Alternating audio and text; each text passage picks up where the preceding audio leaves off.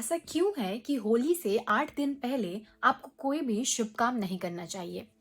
नमस्कार and welcome to ध्वनि astro.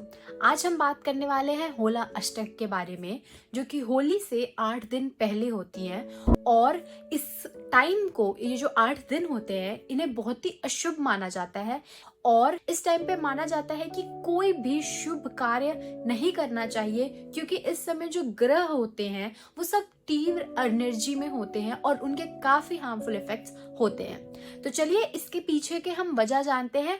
तो इसके पीछे की वजह हमें साइंटिफिकली तो नहीं, तो इस पर हमारे पुराणों का अगर हम माने तो इसके पीछे 2 कहानियां हैं जो कि होला अष्टक के बारे में बात करती हैं। तो आज हम बात करने वाले हैं उन्हीं 2 कहानियों के बारे में। आज तो चलिए शुरू करते हैं। तो ये कहानी है हिरण्यकश्यप नाम के एक राक्षस की, जिसने ब्रह्मा जी की काफी कठिन तपस्या करके उनसे उसने ये वरदान में मांगा था कि उसे कोई नहीं मार सकता है, मतलब कि उसकी मृत्यु कभी नहीं हो सकती है।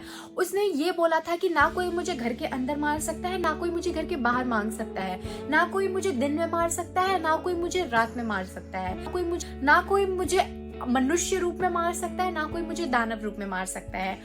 और ये वरदान लेने के बाद वो अपनी प्रजा और बाकी सब लोगों से ये कहने लगा था कि सब लोग, क्योंकि वो भगवान अपने आप को अब समझने लगा था लोग, तो उसने सबसे ये कहना शुरू कर दिया था कि सब लोग उसे उस तरीके से पूजा करें जिस तरीके से सब विष्णु की पूजा करें। और सभी लोगों को उसकी बात का पालन करना पड़ता था, क्योंकि वो राजा था और उसकी बात को सब मानते थे। लेकिन उसका खुद का जो बेटा था प्रहार, वो विष्णु जी का काफी बड़ा भक्त था।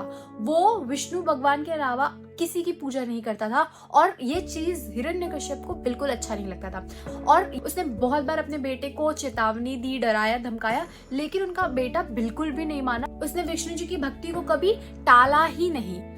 और इसे देखकर हिरण्यकश्यप को काफी गुस्सा और ईर्ष्या आई। अब उसने सोचा कि वो अपने पुत्र को इतना सताएगा कि या तो वो मर ही जाएगा या तो वो फिर अपनी भक्ति को छोड़ेगा। और जिस दिन से उसने सताना शुरू किया था अपने पुत्र प्रहार को, वो दिन था फागुन का शुक्ल पक्ष का अष्टमी। उस दिन से उन्होंने 8 दिन तक अपने पुत्र को बहुत ज्यादा सताया था। और इसी 8 दिन को जब प्रहार को कष्ट और पीड़ा मिलती है, उसे होलाष्टक कहते हैं हम। उसने हिरण्यकश्यप ने उनको पहाड़ से नीचे फेंक दिया, फिर भी लेकिन प्रहार को कुछ नहीं हुआ। उसने उन्हें हाथी से कुचलवाया, फिर भी प्रहार को कुछ नहीं हुआ। लास्ट में उन्होंने अपनी बहन, जिनको ये वरदान था कि वो अग्नि से कभी नहीं जल सकती, जिनका नाम होलिका, जिसके नाम से हम होलिका का दहन करते हैं, होलिका को ये कहा गया कि वो प्रहार को लेकर के अग्नि में चली जाए। लेकिन हुआ क्या, वहां पे होलिका जल जाती है और प्रहार बच जाता है, जिसकी कहानी आप सबको पता होगी। तो प्रहार को जो इतनी सताया गया और उन्हें इतना कष्ट दिया गया था, इसीलिए कहा जाता है कि इस जो 8 दिन होते हैं, उस दिन सभी ग्रह, अष्टमी के दिन चंद्रमा, नवमी के दिन सूर्य, एकादशी के दिन शनि, इस तरीके से सारे ग्रह जो होते हैं एकदम तीव्र एनर्जी में होते हैं। और अगर आप इस दिन कुछ अच्छा काम भी करोगे, उसका भी फल आपको अशुभ मिलता है। इसीलिए आपको इस समय कुछ अच्छा काम नहीं करना चाहिए। शादी ब्याह कुछ भी अच्छा काम आप नहीं करोगे, क्योंकि ये इस टाइम पे आपको इसका फल नहीं मिलेगा। और ये होता है होला अष्टक का मतलब, और होला अष्टक हमें क्यों अशुभ है। तो होला अष्टक से जुड़ी एक और कहानी है जो ये बताती है कि जब पार्वती जी शिव जी की आराधना में लगी हुई थी कि वो उनसे शादी कर ले, तो जब वो तपस्या कर रही थी, तब कामदेव को पार्वती जी की दशा को देखकर उन पे काफी दया आया। इसलिए उन्होंने सोचा कि वो पार्वती जी की मदद करेंगे। इसके लिए वो शिव जी के पास गए, जो कि अपनी साधना में बहुत ज्यादा भंग थे। अब कामदेव ने क्या किया कि उन्होंने अपना पुष्प बाण ले करके शिव जी की तरफ मार दिया और उनके अंदर प्रेम और आनंद का भाव पैदा कर दिया। ऐसा करने से शिव जी के अंदर प्रेम और आनंद का भाव तो आ जाता है, पर उनकी तीसरी आंख खुल जाती है और वो काफी क्रोधित हो जाते हैं, क्योंकि उनकी साधना को भंग किया गया था। तो जैसे उनकी तीसरी आंख खुलती है, उसके तीव्र एनर्जी से कामदेव जो होते हैं वो वहीं पर भस्म हो जाते हैं। जब ये बात पता चलती है कामदेव की पत्नी रति को, तो फिर वो शिव, और जिस दिन ये हुआ होता है कि जिस दिन कामदेव को मारा गया रहता है, वो होता है फागुन मास का शुक्ल पक्ष का अष्टमी दिन। वही सेम दिन होता है, अष्टमी का दिन होता है वो, ठीक है। एंड जब ये बात पता चलती है रति को, तो फिर वो शिव जी के पास जाती है और उनसे प्रार्थना करती है कि वो उनके पति को फिर से जन्म दे दे।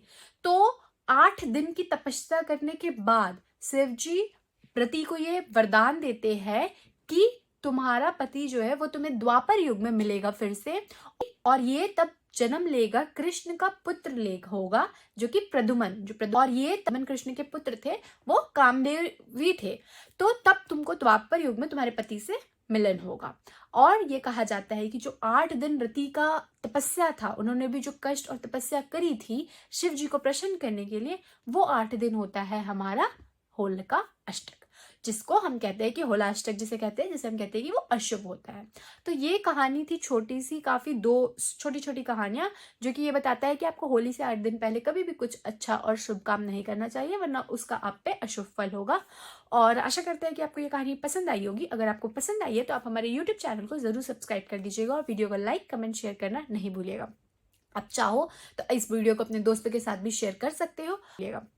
और आप चाहो तो हमें इंस्टाग्राम पे भी फॉलो कर सकते हो। मैं इंस्टाग्राम का नीचे लिंक दे दूंगी, वहां पर हम वास्तु टिप्स, वास्तु ज्ञान, स्विच कोड, स्वीगल्स और बहुत कुछ चीजें बताते हैं। तो नमस्कार, फिर मिलते हैं।